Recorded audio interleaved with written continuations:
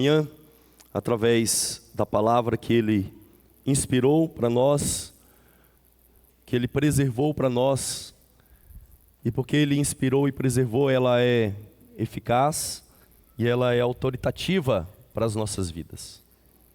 Nós vamos hoje meditar no texto de Filipenses, capítulo 1, ainda aí na abertura da carta, agora no verso 3 a 11. Filipenses, capítulo 1, do verso 3 a 11. Vou fazer a leitura na NVI.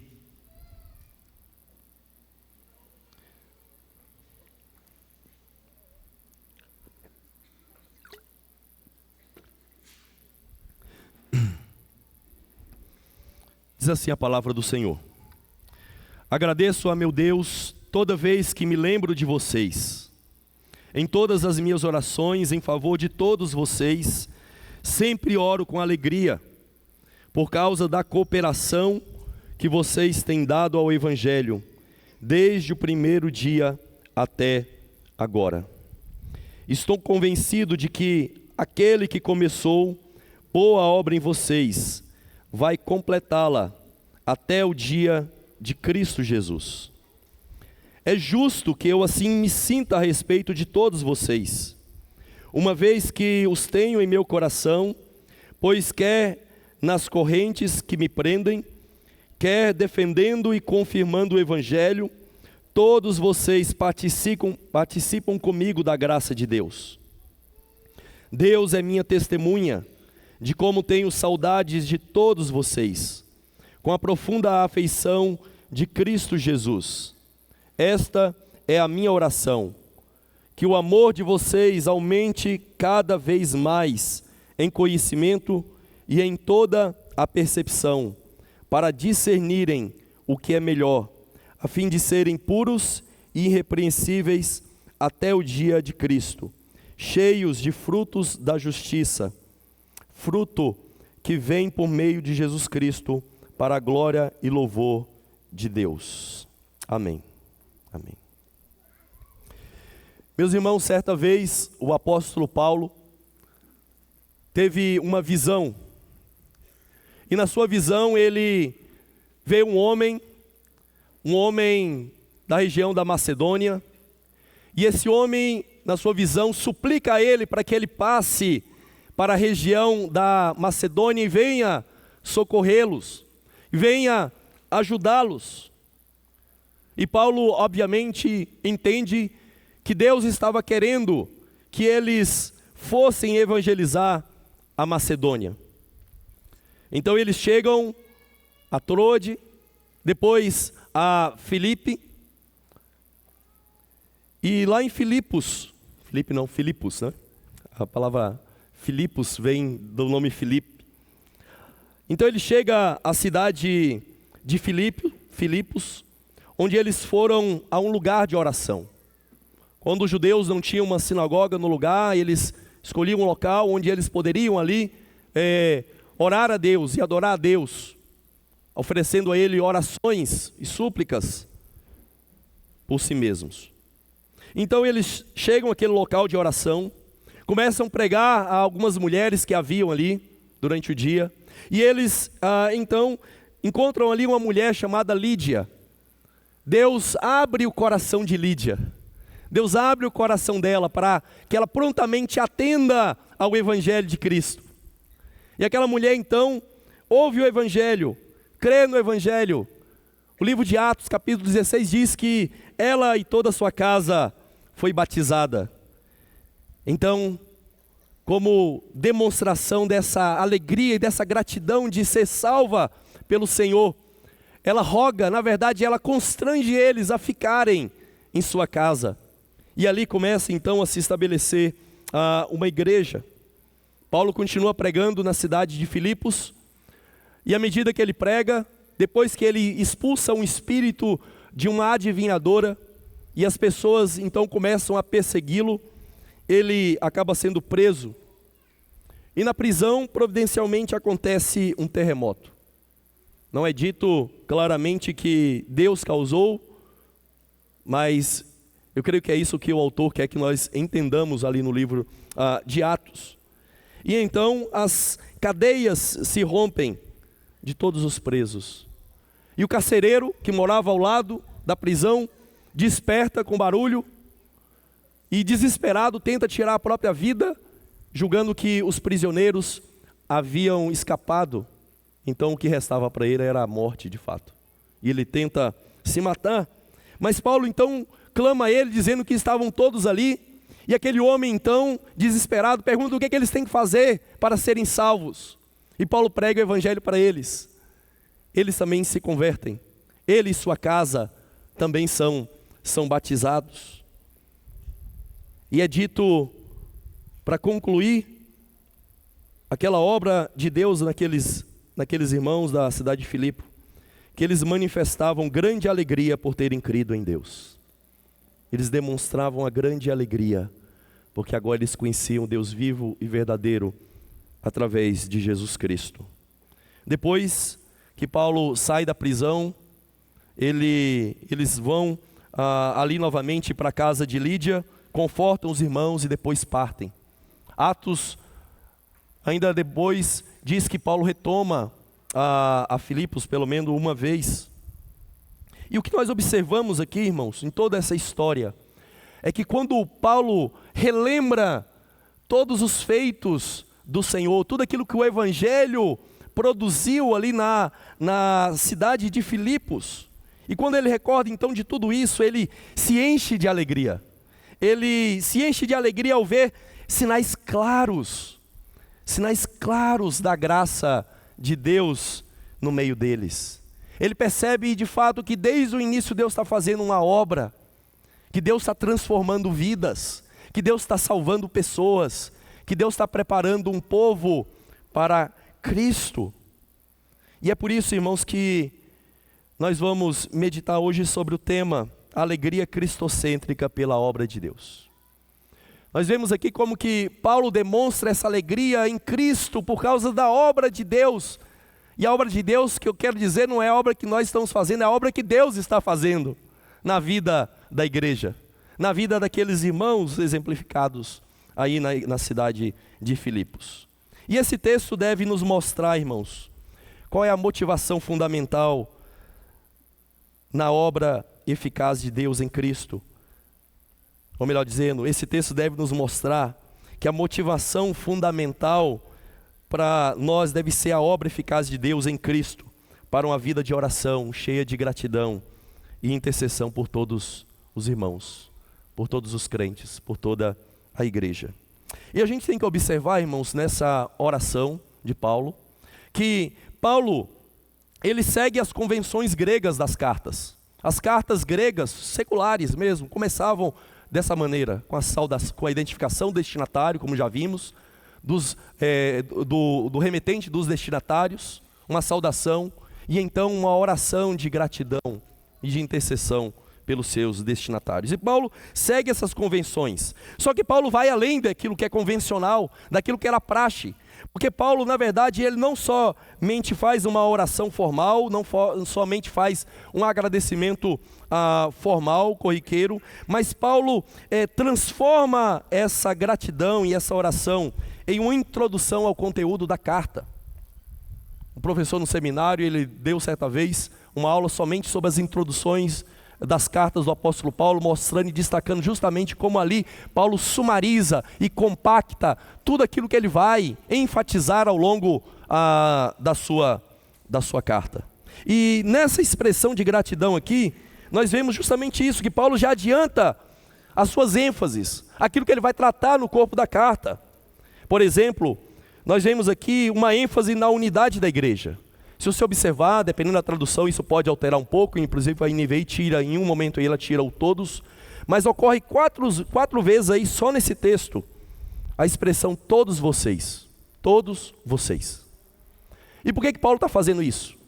Porque ele quer enfatizar ao longo da carta, e ele vai fazer isso. Na verdade, ao longo da carta, 7 vezes Paulo usa essa expressão todos vocês, e se somarmos com a do final, quando ele fala todos os santos, nós temos 8 vezes essa ideia bem explícita na carta. Por quê? Porque ele está enfatizando, vai enfatizar ao longo da carta, a importância da unidade da igreja. De entendermos que a igreja não sou eu, como às vezes a gente fala. A igreja somos nós. A igreja é o corpo de Cristo, é o povo de Cristo. E Paulo vai enfatizar isso. Nós vamos observar aqui também no texto que Paulo por 2 vezes usa a ideia de cooperação, de comunhão, conforme muitas vezes a palavra é traduzida. É a ideia de que eles estavam associados.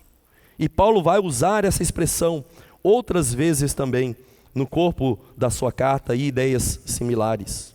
Aqui também nós temos a primeira menção da palavra alegria, palavra que ocorre diversas vezes, e com outros sinônimos para essa ideia de um contentamento, de uma satisfação, de uma alegria, de um deleite em Deus. Nós vemos aqui também que Paulo estimula nessa oração esses irmãos ao crescimento espiritual, para que eles não vivam de maneira estagnada na sua vida espiritual, para que eles não se contentem com o nível que eles já alcançaram, mas que almejem crescer e se desenvolver ainda mais. E Paulo vai fazer isso ao longo da carta. Então essa introdução não é meramente formal, como era a praxe entre os gregos. Paulo realmente quer transmitir a eles um coração, o seu coração, o que ele pensa, a sua alegria, o seu contentamento com tudo aquilo que Deus está fazendo entre eles, através de Cristo. E em primeiro lugar então, irmãos, nós vemos aqui que a alegria cristocêntrica pela obra de Deus produz gratidão pela contínua cooperação de todos. De todos.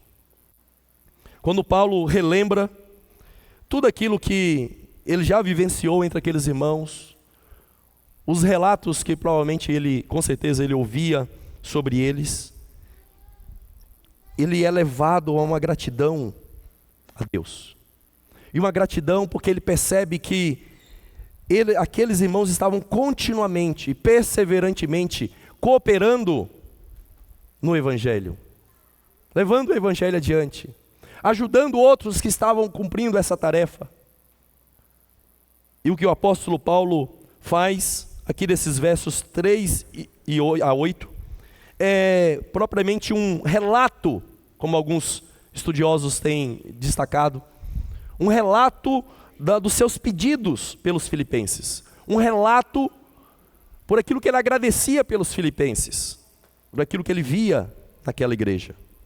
E primeiro a gente vê então Paulo agradecendo e pedindo por todos com alegria, ao se lembrar de todos eles. Então essa é a tônica de Paulo. Ele agradece com profunda alegria, ele pede a Deus com profunda alegria, ao se lembrar dele, como nós vimos na introdução, de tudo aquilo que Paulo já vivenciou com eles. E depois Paulo, para enfatizar isso, ele mostra novamente o motivo, a causa pela qual ele está grato por eles. Ele diz aí que o texto mostra que Paulo agradece por causa da contínua cooperação deles no Evangelho. Contínua cooperação.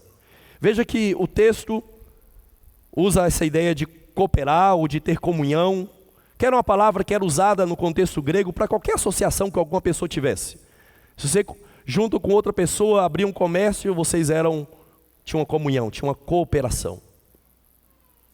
E Paulo usa esse termo aqui para destacar que eles estavam unidos e estavam cooperando no Evangelho. Mas veja que eles não fizeram isso num momento, quem sabe num culto especial de evangelismo, numa atividade que eles foram à rua evangelizar e depois voltaram para casa e seguiram suas vidas e nunca mais evangelizaram, como infelizmente a gente faz. É dito que eles estavam cooperando desde o primeiro dia, quando Paulo chegou à cidade ali com Lídia. Lembra que ela constrange eles a ficarem em sua casa? Até agora eles ainda estavam cooperando no Evangelho.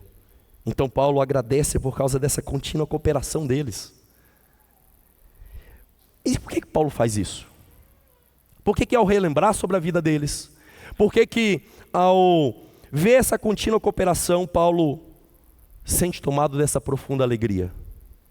E o motivo e a ênfase do texto está aí nesse verso 6 e início do 7, quando Paulo diz assim: estou convencido de que aquele que começou boa obra em vocês vai completá-la até o dia de Cristo Jesus. E é justo que eu assim me sinta a respeito de todos vocês. Então veja que Paulo tem a certeza da obra que Deus iniciou em todos eles vai ser concluída, porque ele sabe quem Deus é, ele conhece o seu Deus, que aliás ele chama de meu Deus, e ele sabe que esse Deus que começou essa obra maravilhosa naquela igreja, ele não vai recuar, que aquela obra vai continuar, e que esses irmãos irão continuar crescendo espiritualmente até o dia de Cristo. Alguns até debatem se ele está falando aqui da obra de Deus através da evangelização, ou seja, Deus vai fazer vocês pregarem o evangelho até o fim. Mas, embora isso possa estar subjacente no texto, de fato o que Paulo quer mostrar, e ele não quer limitar a isso, ele está mostrando que aquele que começou essa obra salvífica, regeneradora, transformadora na vida deles, ele vai concluir, porque ele é poderoso para fazer isso. Então veja que essa certeza que Paulo tem da obra de Deus, da eficácia da obra de Deus na vida dele, é o que faz com que Paulo esteja alegre, porque ele sabe que Deus vai concluí-la. Então veja que Paulo tem tanta convicção que o texto, essa ideia de que aquele que começou boa obra vai terminá-la, vai consumá-la, ele encapsula isso com duas expressões aí que transmite certeza. Ele diz: estou convencido, e a ideia é: estou convencido disso mesmo. E ele vai dizer o que é essa obra que Deus começou e ele vai concluir.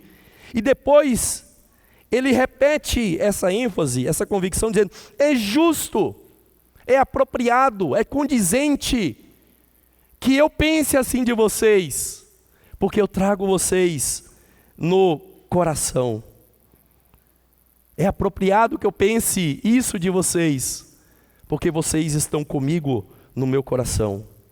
Então o que Paulo está mostrando é que ele tem essa convicção de que, por causa da cooperação deles no Evangelho, por esse sinal externo e visível de cooperação deles desde o início, essa perseverança até agora, Paulo tem a certeza da obra de Deus. Ou seja, irmãos, a certeza da nossa salvação não vem apenas meramente da gente dizer: eu creio no Senhor. Porque, aliás, foi isso que Jesus disse, né? Que muitos virão naquele dia diante dele e falam: Senhor, Senhor, em teu nome não fizemos isso, fizemos aquilo. E ele falou: apartem-se de mim, porque vocês praticam a iniquidade. Então não basta dizermos que professamos com a língua Cristo. Essa profissão de fé tem que ser demonstrada nas nossas vidas, que são condizentes com o Evangelho. Vidas que são condizentes com a redenção que Deus operou, livrando-nos das algemas do pecado. E quando Paulo observa a vida deles, vê essa cooperação no Evangelho, desde o primeiro dia até agora, Paulo diz: eu tenho a certeza de que Deus começou boa obra, porque eu vejo os sinais dela, e Deus vai completar essa boa obra, e reafirma: é justo que eu pense assim de vocês. E por quê? Aí ele coloca novamente os sinais. Uma vez que os tenho em meu coração, pois quer nas correntes que me prendem, quer defendendo e confirmando o Evangelho, todos vocês participam comigo da graça de Deus. Então veja que Paulo reafirma isso, essa certeza dele, com base no fato de que esses irmãos continuavam sendo cooperadores. E aqui ele usa uma palavra, é a mesma palavra, a raiz da palavra, mas ele acrescenta um sufixo aí, que tem a ideia de fazer junto. Co-cooperadores, fica redundante, mas a ideia é essa: co-comungantes. Ou seja, eles participam juntos dessa obra, e ele vai dizer: nas algemas, na defesa, que em grego literalmente é a palavra que dá origem à nossa palavra apologia, na apologia do Evangelho, na confirmação do Evangelho. Os dois aí são termos jurídicos, usados em contexto forense, de defender uma causa e confirmar essa causa. E Paulo está dizendo que ele via nesses irmãos esse sinal da graça de Deus. de que eles estavam defendendo o Evangelho, confirmando o Evangelho, e que eles continuavam sendo cooperadores com ele na graça de Deus. Na graça de Deus. Porque eles foram alcançados pela graça. Agora eles cooperam, eles trabalham para que essa graça seja atinja outras pessoas, alcance outras pessoas. E veja que Paulo, embora ele enfatize bastante no texto também a ideia daquilo que eles faziam, tudo isso está enraizado naquilo que Cristo fez por eles. Ele foi gracioso com eles. Ele age neles, começou uma boa obra neles. Foi Deus que abriu o coração de Lídia, depois do carcereiro, e uma igreja começou ali. É a certeza de que é o Deus que começou, é Ele que vai terminar, não somos nós quem terminamos. Mas mesmo assim, a soberania de Deus não anula a nossa responsabilidade. Aliás, mais à frente o apóstolo Paulo vai deixar isso claro, que nós devemos desenvolver a nossa salvação com temor e tremor. Porque Deus realiza em nós a vontade e a capacidade de realizar esse crescimento. E veja que então Paulo termina essa primeira parte, destacando aí que Deus é testemunha do anseio que Ele tem por todos eles nas suas orações. Novamente um termo forense, jurídico, e agora Deus é a testemunha. Lembra, ele começa o texto dizendo, o meu Deus, eu agradeço ao meu Deus. E agora ele termina essa primeira parte, fechando aí como um inclusio, essa gratidão, dizendo agora, Deus minha testemunha. Deus minha testemunha. Meu Deus no início, Deus minha testemunha no final. E Deus é testemunha do quê? Desse anseio de Paulo por aqueles irmãos, desse carinho, desse amor de Paulo por eles. Agora, irmãos, quando nós chegamos ao final dessa oração de gratidão de Paulo aqui, o que nós devemos concluir de tudo isso? Quais aplicações nós podemos trazer para nós dessa expressão profunda e alegre de gratidão do apóstolo Paulo? Primeira coisa que a gente tem que perceber, irmãos, que a igreja de Filipos, apesar do que às vezes a gente pode imaginar que por causa de uma gratidão tão efusiva, né, tão magnânima de Paulo, não era uma igreja perfeita. Não era a igreja em que não havia pecado. A igreja dos sonhos de muitos nós, né? Não era assim. Aliás, quando nós vamos na nossa confissão de fé de Westminster, no capítulo lá sobre a igreja, ela vai dizer que na face da terra, que na terra, nesse mundo, todas as igrejas são sujeitas à mistura de erro, de pecado. Todas as igrejas. Não encontraremos uma igreja perfeita dos nossos sonhos aqui nesse mundo. A igreja, ela tem pecado, a igreja tem imperfeições, a igreja tem mistura de erros. Erros não só morais, mas erros doutrinários também. Mas veja que o fato da igreja e daqueles irmãos serem pecadores imperfeitos não faz com que Paulo fosse cínico em relação a eles, que não reconhecessem o progresso deles, o crescimento espiritual deles. Então, quando nós olhamos para a igreja e vemos imperfeição, mistura de erro, pecado na igreja, irmãos, isso não deve fazer com que nós desenvolvamos um estilo de vida como aqueles filósofos cínicos lá do século IV antes de Cristo. Os cínicos, e essa palavra vem da palavra grega para cachorro, então é aquele que é semelhante a um cachorro. Eles não conseguiam achar virtude em ninguém. Eles viviam censurando a sociedade grega por causa do seu comportamento, tanto o comportamento moral, como os luxos de muitos. E os cínicos deram então origem àquela filosofia que nós mais conhecemos, né, que aparece inclusive em Atos dos Apóstolos, os estoicos. Os estoicos são uma derivação, né, um avanço aí da filosofia dos cínicos. E um dos filósofos cínicos mais emblemáticos e conhecidos foi Diógenes de Sinope. E Diógenes, inclusive há uma estátua retratando isso, ele caminha em certa ocasião nas ruas de Atenas com uma lanterna na mão, E com isso ele queria dizer que ele estava procurando um homem de verdade, um homem virtuoso, mas ele não encontrava. Em seu túmulo foi colocada a estátua de um cão.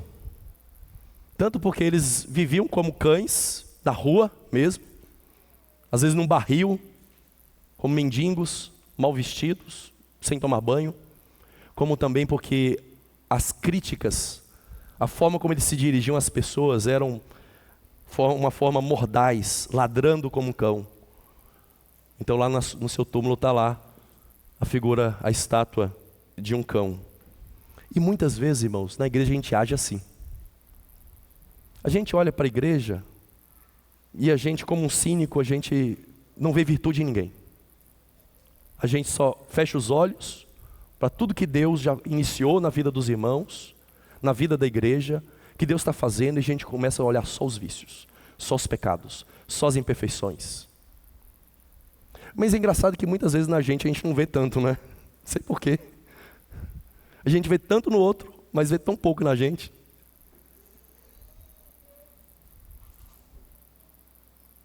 E quando nós fazemos assim, irmãos, nós somos semelhantes aos cínicos, aos Diógenes da vida. E nós mordemos os irmãos, criticamos, atacamos e demonstramos então a profunda falta de gratidão. E veja que Paulo, ao contrário disso que nós fazemos, ele tem muitos motivos para agradecer a obra de Deus na vida dos filipenses. Agora, não pensa que ele fecha os olhos para os pecados deles. Na verdade, Paulo tem os olhos bem abertos, tanto que ao enfatizar todos, é porque eles tinham problemas de comunhão. Ao enfatizar a cooperação, é porque muitos não estavam cooperando ali. Mas ele reconhece aqueles e louva a Deus, não por aqueles que não estão fazendo conforme deveriam, mas por aqueles que estão agindo dessa maneira. Então o que Paulo faz aqui, na verdade, é abrir ainda mais os olhos para ver a obra da graça de Deus na vida da igreja. E é isso que a gente deveria fazer, irmãos. Porque olhar para a igreja e só ver pecado, só ver corrupção, não é um sinal de maturidade, apesar de alguns às vezes parecerem pensar isso. Ficar o tempo todo apontando pecados dos irmãos, ou só vendo isso. E às vezes a gente fala até com alegria, eu sou pecador, né? Ou você é pecador, a gente até brinca, né? Mas não deveria ser a prática corriqueira entre nós. Porque a falta de gratidão e murmuração, irmãos, revela um coração doente, um coração corrompido. A falta de gratidão e murmuração, elas não são apropriadas para os filhos de Deus. Aqueles que veem a obra de Deus nas suas vidas, na vida dos irmãos. A falta de gratidão e murmuração prejudica a nossa evangelização e o testemunho de Cristo. O que você vai achar se uma pessoa que você está evangelizando e começa a conversar com você e você começa a falar mal de todo mundo na igreja? Pastor Anderson, pastor Jailson, pastor presbítero Aldo, presbítero fulano, ciclano, beltrano. É assim, né? O que ele vai falar? O que eu vou fazer lá, né? Você está pregando a boa notícia, mas parece que só tem má notícia aí. Prejudica o nosso testemunho do Evangelho de Cristo. Só que olhar para a igreja e ver pecadores redimidos, que receberam a graça de Deus, como João diz, graça sobre graça, é sinal de maturidade espiritual. Uma gratidão que revela que os nossos olhos estão de fato na graça do Senhor, naquilo que o Senhor está fazendo, e a gente reconhece isso. E que se a gente reconhece que Deus está fazendo, Ele começou a boa obra, não importa em que estágio o irmão esteja, o fato é que Deus começou e Ele vai concluir isso. Isso já é motivo de gratidão. A gratidão revela que fundamentamos a nossa vida na esperança certa do Senhor, na certeza de que o Senhor é aquele que está fazendo a obra, não somos nós, não são os líderes da igreja. É o Senhor Deus quem está fazendo essa obra, e Ele vai completá-la. Então nós precisamos olhar para a igreja com os olhos abertos, reconhecer que somos pecadores, imperfeitos, e que pecamos muitas vezes, mas abrir ainda mais os olhos e ver sinais claros do que Deus está fazendo na comunidade da aliança, na igreja dele. É assim que nós devemos agir, seguindo o exemplo de Paulo. Mas em segundo lugar, irmãos, o texto progride aí, e Paulo conclui agora com a oração propriamente dita. Aí o texto então nos mostra que essa alegria cristocêntrica pela obra de Deus produz agora a oração pela obra divina em toda a igreja, para que Deus possa continuar efetuando esse crescimento espiritual na vida da igreja.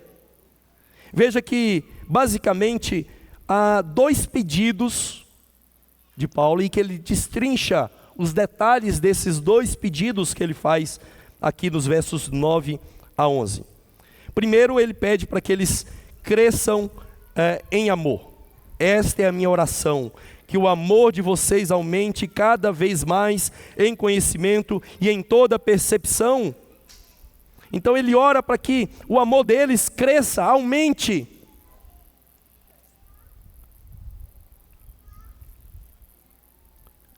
Só que observe o seguinte: o que é amor?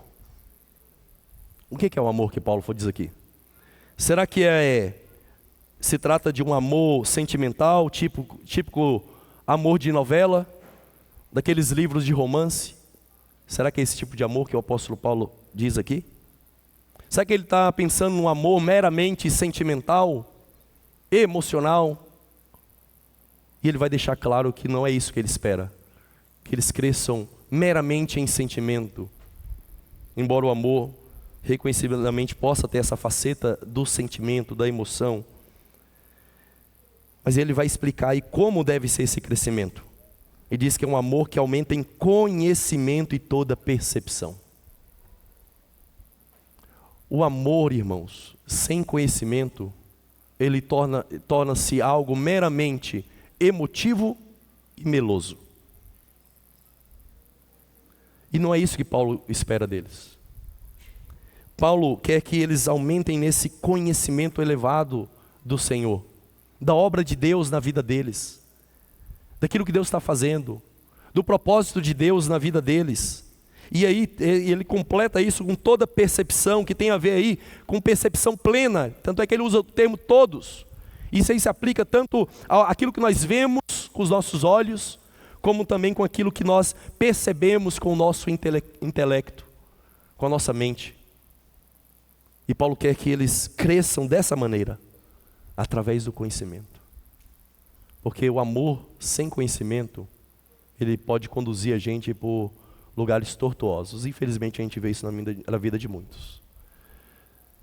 Só que o conhecimento sem amor, lembra que o apóstolo Paulo, escrevendo uma igreja problemática, com divisões profundas, que era a igreja dos Coríntios, ele diz que o conhecimento sem amor ensoberbece. Então como é que a gente tem que crescer no amor? É mantendo essas 2 coisas juntas. Um amor com entendimento, um amor com toda percepção espiritual, todo conhecimento de Deus, da sua obra e do propósito dele. E então ele diz aí qual é o resultado disso. Ele diz aí que é para discernirem aquilo que é melhor, aquilo que é sublime, aquilo que é mais elevado. Porque ao crescermos no amor, através desse conhecimento e toda percepção, nós vamos ter as nossas faculdades espirituais aguçadas para conseguirmos julgar, discernir aquilo que é o mais importante, aquilo que é mais valioso. Pegando o próprio exemplo que nós demos, como às vezes a gente olha para a igreja, é perceber que vê aquilo que Cristo faz na vida dos irmãos, o crescimento que os irmãos já conseguiram na carreira cristã até aqui, é muito mais importante, sublime, do que os passos que ainda faltam esse irmão ainda dá até serem semelhantes a Cristo. Porque os passos que já deram até aqui já demonstram que Deus iniciou a boa obra. Porque se Deus não tivesse iniciado, não teriam dado passo nenhum. E quando nós vemos isso, nós estamos demonstrando esse amor com entendimento, com percepção espiritual. Mas a segunda coisa que o apóstolo Paulo pede por eles aí, é para que eles discernam, eu já falei, né? Já adiantei, desculpa, me atrapalhei no esboço aqui, para que eles discernam o que é melhor, né? Eles discernam aquilo que é melhor. Obviamente, né, essas coisas espirituais, como nós falamos, e também uma vida voltada para o próximo, em vez de uma vida egoísta. Veja que o tempo todo o apóstolo Paulo fala de quê? vocês todos, a preocupação dele é com eles todos. Paulo está mostrando o tempo todo para eles que viver voltado para o seu próprio ventre não é a atitude apropriada. E quem discerne aquilo que é melhor, em vez de se voltar egoisticamente para si mesmo, se volta para Deus, em primeiro lugar, e para o seu próximo. Primeiro Deus, depois meu próximo, depois a mim mesmo. Agora, irmãos, veja que o fato de vermos convictamente essa obra da graça de Deus na igreja, não deve nos levar a um contentamento e estagnação.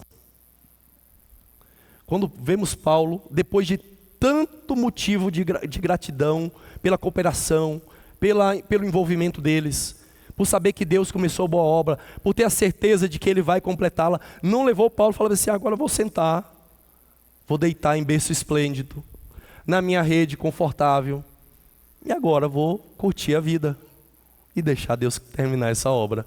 Não, ele não faz isso. Ele não age assim. Isso não deve nos levar a um contentamento estagnante, estéril, porque a convicção de que Deus começou boa obra, para Paulo aqui é um combustível para ele pedir mais, para ele ansiar mais, porque ele tem a certeza que Deus começou, a certeza que Deus vai concluir. Então, em vez de parar, ele fala: não, agora eu quero mais, eu desejo mais por vocês. E a alegria de ver que Deus está fazendo uma obra naquela comunidade e na nossa comunidade, irmãos, deve nos levar a desejar ainda mais. Nós não podemos olhar para a nossa igreja e ver que os 10 anos da igreja e tudo que Deus já fez na vida desse grupo, que começou pequeno, assim como a igreja de Filipe, hoje já é bem maior do que no início, e fala assim: está muito bom, então vamos continuar desse jeito. E não percebermos que o que Deus fez é só o início e Ele pode fazer muito mais na nossa vida. E na verdade, como diz Paulo, ele tem a convicção, Ele vai fazer muito mais até que Cristo volte. E a gente tem que ansiar por isso. Em uma oração semelhante, lá na carta de Efésios, o apóstolo Paulo também mostra ali o seu exemplo de orar por coisas sublimes. Ele fala de conhecer aquilo que é incompreensível. Ele fala de perceber aquilo que não tem dimensão, que é Deus, a grandeza de Deus. Como é que você consegue abarcar tudo isso? Ele fala para ser cheio de toda a plenitude de Deus, os Efésios. Mas ele parece: mas não tem jeito, Paulo. Aí quando você pensa que não tem jeito, ele fala assim: porque Deus é capaz de fazer infinitamente mais do que tudo que pedimos ou pensamos. Você acha que pediu muito? E Paulo está dizendo: Ele é capaz de fazer muito mais do que você pode imaginar. Então veja que Paulo não se contenta com isso. William Barclay, no seu livro Segredo do Contentamento, ele fala de um contentamento insatisfeito, ou de um contentamento insaciável, que o cristão deve ter. Então ele diz assim: o cristão contente é a pessoa mais contente do mundo.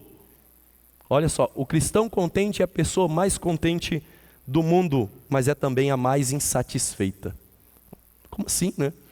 Sou mais contente ou mais insatisfeito? Sim, porque estamos contentes com aquilo que Deus nos deu. Isso nos alegra. Paulo está alegre, mas ao mesmo tempo, ao ver tudo que Deus fez, a gente anseia por mais. Por isso a gente não se contenta, no sentido de estarmos estagnados e não buscarmos, não ansiarmos por mais. Então o cristão contente ainda não se satisfez plenamente com aquilo que já é, ou aquilo que faz. Veja que Paulo tinha cerca de 60 anos aqui, 30 anos de ministério. Quantas pessoas foram alcançadas por ele? E veja que ele não está satisfeito consigo mesmo. Ele não descansa naquilo que ele é e naquilo que ele fez. Ele tem contentamento em Cristo e ele ansia por mais daquilo que Cristo possa fazer.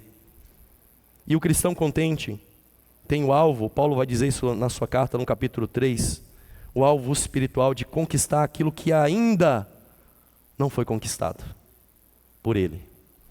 Paulo diz que ele não alcançou a perfeição, mas ele prossegue para o alvo, para conquistar aquilo que foi conquistado por Cristo. Então ele entende que já tem algo que ele é, mas ele não se contenta de maneira estagnadora naquilo que ele é. Ele anseia por aquilo que ainda não foi consumado em Cristo, e ele progride para isso.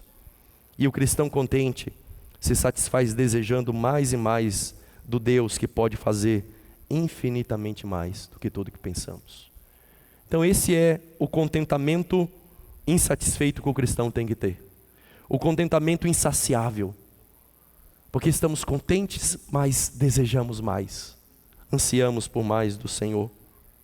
John Piper afirma muito bem que alguém poderia pensar que aqueles que se banqueteiam com maior frequência na comunhão com Deus seriam os menos famintos. Já que você se alimenta muito diante do Senhor, se alimenta muito de Deus, você seria o menos faminto. Aí ele diz assim: mas paradoxalmente, eles não se tornam assim os santos menos famintos. O oposto é o caso.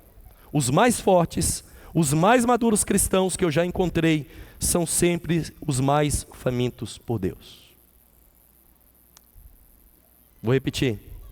Os mais fortes, os mais maduros cristãos que eu já encontrei, são sempre os mais famintos por Deus.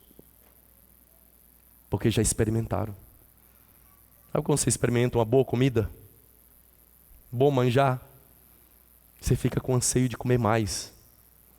Então quem experimentou essa boa obra que Deus iniciou, deseja mais e mais dessa boa obra. Então ainda está insaciado. Portanto, irmãos, o que a gente pode concluir de tudo isso? Tanto dessa gratidão de Paulo, como desse pedido de oração que Paulo faz por eles. E eu quero concluir com 3 coisas que precisamos fazer segundo Guthrie. Primeiro, demonstre gratidão pelo passado de forma consistente, alegre e confiante. Olhe para o seu passado, mais importante ainda. Olhe para o passado da igreja. Olhe para o início da igreja. Como a igreja começou, como que era. E demonstre gratidão de maneira consistente e alegre por tudo aquilo que Deus já fez. Demonstre essa gratidão. Veja que Paulo, apesar de estar preso, ele transbordava de alegria por causa da obra de Cristo com aqueles irmãos. E apesar das dificuldades que ele via na própria igreja ali, ele era grato porque desde o início ele percebe o crescimento, o desenvolvimento espiritual daqueles crentes. Em segundo lugar, demonstre a afeição pelo presente. Demonstre afeição, alegria para aquilo que já acontece, já ocorre na igreja, aquilo que agora é a igreja, o estágio em que a igreja está. Demonstre alegria, em vez de reclamar, em vez de falar de forma maledicente dos irmãos. Demonstre afeição por aqueles que estão cooperando, estão trabalhando, são cooperadores da graça, porque ministram essa graça na vida dos irmãos. Demonstre essa afeição por eles. Veja que Paulo diz que ele tem eles no coração e que anseia por ele nas entranhas de Cristo. Você acha que Paulo não tinha sentimento? Ele tinha sim. Ele quer que o amor não seja só sentimento, mas vê que ele tem muita afeição, ele tem eles no coração e ele anseia por ele nas entranhas, né? Essa ideia de entranhas é o órgão dos sentimentos. Quando você está com medo, quando você quase bate o carro, não dá um gelo na barriga das entranhas, né? Quando você está nervoso, às vezes não dá até um piripaque, né? Você tem que correr, quando você sabe, né? Então a percepção deles é que as entranhas eram o órgão que transmitia essas emoções. E ele diz aqui que ele anseia, que ele deseja por eles, nas entranhas de Cristo, nas profundezas de Cristo. E é assim que a gente deveria agir com os nossos irmãos. Então ore e diga que você ora por quem você serve. A quem você serve aqui na igreja? Em que ministério, serviço você está? Ore e diga para esses a quem você serve que você está orando por eles, como Paulo fazia. E também ore por quem serve você. Quais são os irmãos que servem você aqui na igreja? Ore por eles. E como Paulo, diga a eles: eu oro por você para que você cresça mais e mais. Para que você que me dá essa aula de escola dominical tão maravilhosa, cresça mais e mais e consiga me ensinar ainda mais, eu consiga aprender mais, e que eu consiga ensinar outros também através daquilo que você me ensina. Ore. E em terceiro lugar, deseje e ore por um futuro frutífero. É isso que Paulo faz aqui. Paulo ora e pede para que eles possam ser frutuosos. Frutuosos. E esse fruto aí, ele vai dizer que é da justiça segundo Cristo. Da justiça de Cristo na vida deles. Que é a transformação que Cristo produziu e iniciou na vida deles quando eles foram justificados. Mas a justificação não termina em si mesma. Quando Deus começa a justificar quando Deus justifica uma pessoa, imediatamente Ele começa a santificá-la também. Então ore por você, para que você cresça mais e mais. Ore por toda a igreja, por todos. Pois a comunhão dos santos é um meio de graça. Aliás, Paulo termina falando dos santos, todos os santos. A comunhão dos santos, estar junto com os irmãos, é um meio de crescimento, é um meio de graça para as nossas vidas. Ore por aqueles que servem na igreja, para que eles cresçam mais em humildade no serviço de Cristo. E veja que Paulo começa e termina com Deus. Ele começa falando de Deus e ele termina falando de Deus. John Piper diz o seguinte: se você não sente desejos fortes pela manifestação da glória de Deus, não é porque você tenha bebido demasiado e esteja satisfeito. Ao contrário, é porque você tem petiscado a mesa do mundo. Sua alma está recheada com pequenas coisas e não há espaço para grandes. Será que esse pode ser o seu caso? Petiscar a mesa do mundo. Está recheado com pequenas coisas do mundo e às vezes não tem espaço para grandes.